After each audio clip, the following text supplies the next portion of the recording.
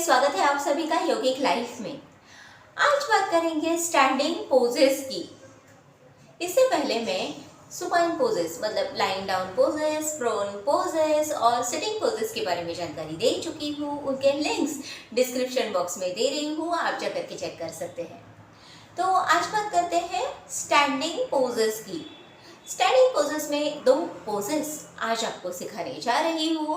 उनका नाम है एक पाद हस्तासन और वीरभद्रासन। दोनों ही बहुत सिंपल आसन सिखाने जा रही हूँ, कुछ भी कॉम्प्लिकेटेड नहीं सिखाने जा रही हूँ, क्योंकि हमारे जो वीडियोस है वो बिल्कुल बिगिनर लेवल्स के लिए है। आइए शुरू करते हैं एक पाद हस्तासन से। एक पाद हस्तासन, उसके नाम में ही उसकी प्रोसीजर आपको पता चल रही होगी। एक पैर के साइड्स में दोनों हाथों को रखना है और उस स्ट्रेच को होल्ड करना है। वैसे तो मैं आपको करके दिखाऊंगी। तो जाते हैं सबसे पहले उस आसन के डोंट्स क्या होते हैं। एक पाद हस्तासन कौन नहीं कर सकता है? जिनका हाई ब्लड प्रेशर है वो लोग नहीं कर सकते हैं। जिनको एंकल में कोई इंजरी हुई है वो लोग नहीं कर सकते हैं। जिनको रिस्ट में कोई इंजरी हुई है वो लोग ये आसन नहीं कर सकते हैं। जिनके हिप्स मसल में प्रॉब्लम है या फिर हिप जॉइंट की सर्जरी हुई है वो लोग ये आसन को नहीं करेंगे। अगेन आर्थराइटिस की जिनको प्रॉब्लम है, जिनको हार्ट डिसीज है, वो लोग भी ये आसन नहीं करेंगे। अब जानते हैं एक पाद हस्तासन से होने वाले बेनिफिट्स के बारे में। सबसे पहला अगर बेनिफिट आपको बताऊं तो पैरों के मसल स्ट्रांग होने में मदद होती है। पूरे पैर को ये आसन स्ट्रांग करता है, क्योंकि एक पैर के ऊपर पूरी बॉडी का मान लो भार होता है, वजन होता है, तो उसकी वजह से पैर के पूरे ही मसल स्ट्रांग होने में फायदा होता है। इसी के साथ साथ में एंकल जॉइंट को स्ट्रॉन्ग करता है। इसी के साथ साथ में रिस्ट जॉइंट को स्ट्रॉन्ग करता है, एल्बोज को स्ट्रॉन्ग करता है, शोल्डर्स को ताकत देने में यह आसन काफ़ी अच्छे से काम करता है। इसके बाद में इस आसन से ब्रेन की तरफ ब्लड सर्कुलेशन बढ़ जाता है। उसकी वजह से ऑक्सीजन ज़्यादा प्रोवाइड होता है ब्रेन को, और ये ब्रेन की सेहत के लिए बहुत फायदेमंद होता है। इसी के साथ साथ में नर्वस कोऑर्डिनेशन भी इस आसन की वजह से बढ़ जाता है। नर्वस सिस्टम के लिए ये आसन काफ़ी अच्छा होता है। और तो दूसरे फायदे हैं ही हमारे के स्पाइनल कॉर्ड के हेल्थ के लिए बहुत अच्छा होता है। बेली फैट रिड्यूस होने में मदद होती है, हिप फैट्स रिड्यूस होने में भी मदद होती है। So this was all about एक पाद हस्तासन। अब जाते हैं इस आसन को करते कैसे है। एक पाद हस्तासन के लिए स्टैंडिंग पोज में खड़े हो जाएंगे। अब दोनों पैरों में थोड़ा सा डिस्टेंस लेंगे। एक में लेफ्ट लेग को सामने की तरफ मोड़ेंगे और बॉडी को भी उसी तरफ टर्न करेंगे। सांस लेते हुए दोनों हाथ ऊपर, सांस छोड़ते हुए लेफ्ट लेग के साइड्स में दोनों हाथों को रखने की कोशिश करनी है। ध्यान ये रखना है कि नी बिल्कुल भी बेंड नहीं होना चाहिए और दोनों हाथ बिल्कुल स्ट्रेट होने चाहिए। अगर आप नी स्ट्रेट करके हाथ ज़मीन पर नहीं रख सकते हैं तो हाथों को पैरों के ऊपर रेस्ट कर दीजिए, लेकिन घुटने को बिल्कुल भी नहीं मोड़ना है। आसन को छोड़ने के लिए अब धीरे से सांस लेते हुए ऊपर की ओर उठेंगे। 1, 2 में दोनों हाथ साइड से नीचे करेंगे। 2 और 3 में पैर को सीधा करेंगे। 3। अब इसी आसन को दूसरी तरफ से करते हैं। अब राइट लेग को सामने की तरफ मोड़ेंगे। 1। अब सांस लेते हुए दोनों हाथों को ऊपर की ओर लेकर के जाएंगे और धीरे से पैर के साइड्स में दोनों हाथों को रखेंगे। ब्रीथिंग शुरू रहेगा। ब्रीथ इन, ब्रीथ आउट, ब्रीथ इन, ब्रीथ आउट। आसन को छोड़ने के लिए फिर से ऊपर उठना है। 1, 2 में हाथ जगह पर 2 और पैर जगह पर। ये तो बात थी एक पाद हस्तासन की। अब जाते हैं वीरभद्रासन के बारे में। वीरभद्रासन एक पाद हस्तासन का कॉम्प्लीमेंट्री आसन है। जैसे कि मैं हमेशा बताती हूँ कि जब भी मैं आसन आपको सिखाती हूँ तो सेट तौर पे सिखाती हूँ। मतलब जो आसन मैंने पहले बताया है वो आपको पहले करना है, और जो आसन मैं उसके बाद में बताती हूँ वो उसके एग्जैक्टली बाद में करना है, या फिर वाइस वर्सा आप कर सकते हैं, लेकिन एक के बाद एक ही आपको उन आसनों को करना है। इसकी वजह यह है कि पहले आसन में आपका अगर फॉरवर्ड बेंडिंग है तो दूसरे आसन में मैं आपको बैकवर्ड बेंडिंग करने के लिए बोलती हूँ, जो कि योगा के रूल्स के अकॉर्डिंग है। और इससे एक ही पार्ट पे टेंशन और प्रेशर एक ही टाइम पे आता है।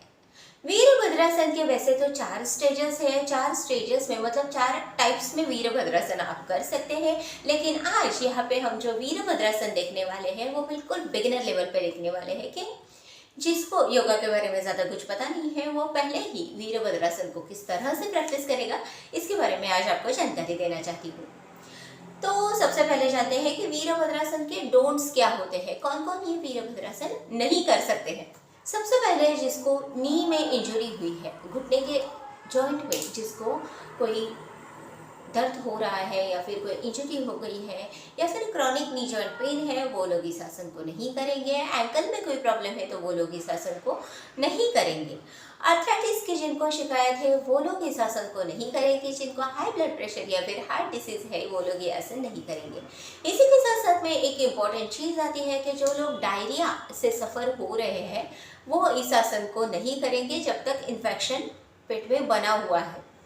प्रेग्नेंट लेडीज जिनको रेगुलरली योगा प्रैक्टिसिंग की आदत नहीं है वो लेडीज भी इस आसन को नहीं करेंगे। जिन लेडीज को योगा करने की आदत है वो या तो योगा टीचर के ऑब्जर्वेशन में ये आसन कर सकती है या फिर जिनको खुद की आइडिया है कि नहीं ये मैं ठीक से कर सकती हूँ तो वो लेडीज कर सकते हैं, अदरवाइज डायरेक्ट नहीं करना है। इसी के साथ साथ में जिनको नेक प्रॉब्लम्स है, नेक में गर्दन में पेन है तो वो लोग आसन करते समय नेक को इस तरह से पीछे नहीं करेंगे, नेक को बिल्कुल स्ट्रेट रखेंगे और वैसे ही आसन को प्रैक्टिस करेंगे। तो ये कुछ चीज़ें हैं, ये डोंट्स हैं, ये आप केयरफुली सुनिएगा और इसी के अकॉर्डिंग योगा प्रैक्टिस कीजिएगा ज़रूर। अब चाहते हैं वीरभद्रासन के बेनिफिट्स क्या क्या होते हैं।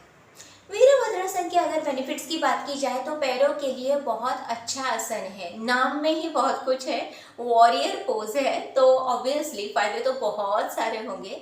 थाई मसल को स्ट्रॉन्ग करने में मदद करता है, लेग मसल्स को स्ट्रॉन्ग करने में मदद करता है, नी जॉइंट को ताकत देता है, हिप जॉइंट को फ्लेक्सिबल करने में मदद करता है, थाइस की चर्बी, थाइस के फैट्स कम करने में मदद करता है, पेट के मसल्स काफ़ी स्ट्रेच होते हैं उससे, तो डीप ब्रीथिंग अपने आप होने लगता है वीरभद्रासन करने की वजह से, क्योंकि एक तो पेट भी एक्सपांड होता है और चेस्ट भी एक्सपांड होती है तो दोनों में अच्छे से एयर भर जाती है, जिसकी बदौलत डीप ब्रीथिंग की आदत पड़ती है, सांस को बहुत सारा और ज़्यादा देर होल्ड करने की आदत पड़ती है। आर्म्स के जो फैट्स हैं उनको भी कम करने में मदद करता है, शोल्डर जॉइंट को फ्लेक्सिबल करने में मदद करता है, स्पाइनल कॉर्ड बैकवर्ड बेंड होता है। अब पहले भी मैंने आप लोगों को बताया है कि स्पाइनल कॉर्ड का बैकवर्ड बेंडिंग हमारे लिए बहुत ही बेनिफिशियल है, तो इस आसन में भी स्पाइनल कॉर्ड बैकवर्ड बेंड होता है और ये स्पाइनल कॉर्ड की हेल्थ के लिए बहुत अच्छा होता है। सेम आसन दोनों तरफ से करना है, सेम ही प्रोसीजर रहेगी, पूरी ही बॉडी के मसल्स के ऊपर टेंशन आता है और ये बॉडी के सर्कुलेशन के लिए बहुत अच्छा होता है। इस आसन से स्टैमिना बढ़ जाता है, जैसे कि मैंने बताया कि डीप ब्रीथ होती है। अब जितना डीप ब्रीथिंग करेंगे उतना ऑक्सीजन का सप्लाई ज़्यादा होगा, जितना ऑक्सीजन का सप्लाई ब्लड में ज़्यादा होगा उतना काम करने का स्टैमिना भी बना रहेगा। ये आसन लो बीपी के पेशेंट्स के लिए बहुत अच्छा माना गया है।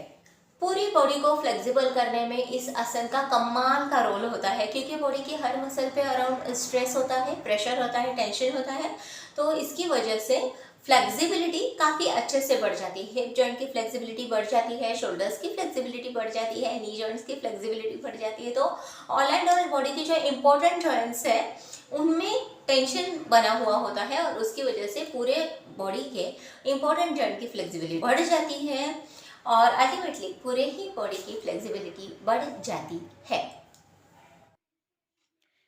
वीरभद्रासन के लिए फिर से पैरों में डिस्टेंस लेना है, लेकिन एक हस्तासन से थोड़ा ज़्यादा डिस्टेंस वीरभद्रासन के लिए लेना है, क्योंकि ये ज़रूरी है।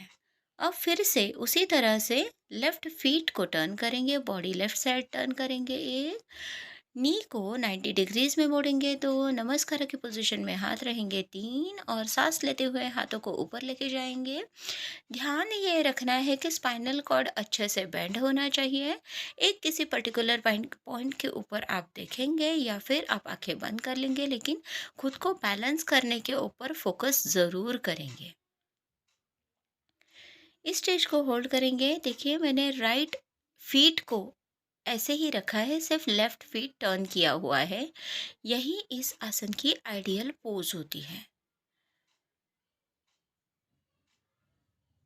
अब आसन को छोड़ने के लिए सांस छोड़ते हुए हाथों को नी के ऊपर लेके आएंगे। 1, 2 में दोनों हाथ अपनी जगह पर, 2, 3 में नी स्ट्रेट, 3, 4 में फीट स्ट्रेट, 4।